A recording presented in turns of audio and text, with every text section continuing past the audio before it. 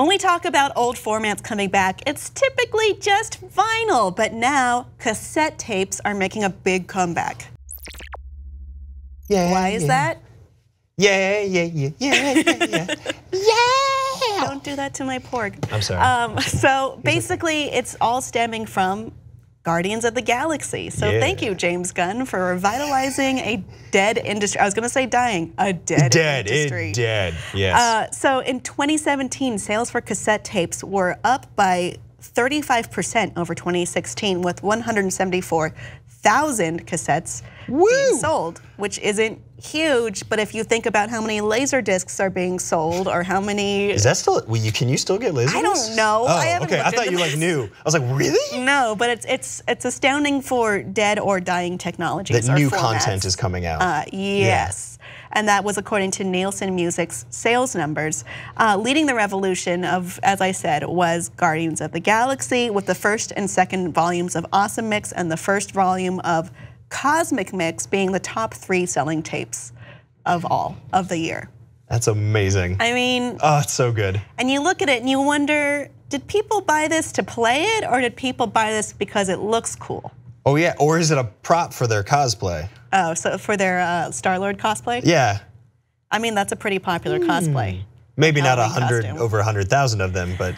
I know, but I think people might buy this just to have in their homes and like look at and be like, wasn't that a cool aesthetic? Wasn't that a great movie? And a lot of people do they go for vinyl because of the sound quality. I had a cassette player, and it does sound very different. I do not personally think it sounds better. How would you characterize this? Because I haven't had a car with a cassette tape in years. I think for this, I think what's so special about this is that it does give us another niche nostalgic thing.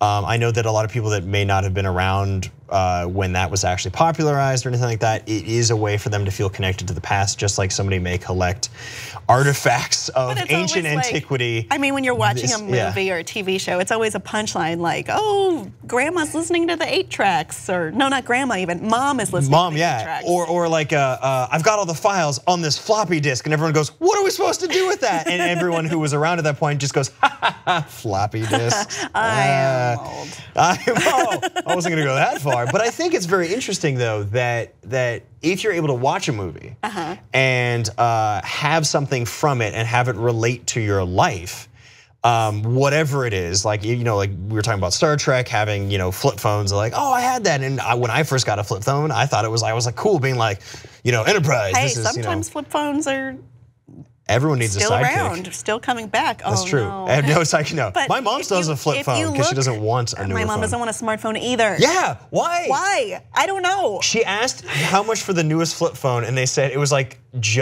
I think just under $300 less than just getting a fully loaded iPhone. And she was like, what? And so I went on Amazon and bought like an antique that had never been used, still in the box, flip phone, because that's what she wants. And she tries to send me pictures from it.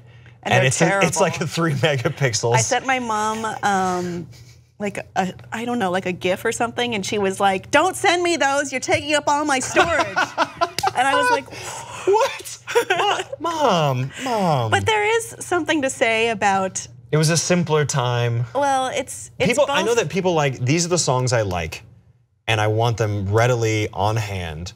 So like if those are just the music I want to listen to, then that's what I'm gonna get and that's what I'm gonna utilize. So I understand that, but I don't understand like anyone our age or younger actively pursuing this. I think sometimes like, let's say in particular, our age group or younger, who didn't grow up with this, there's a sort of mystique to these older things where it's both simple and inaccessible at the same time. It's kind of like magic, but it's also kind of like, it's just an unknown thing to understand. Like the videos of the parent that hands it to the kids and he goes, hey, figure out how this works. And they're like, do you, and you just see kids literally mangling these things trying to figure out how it works.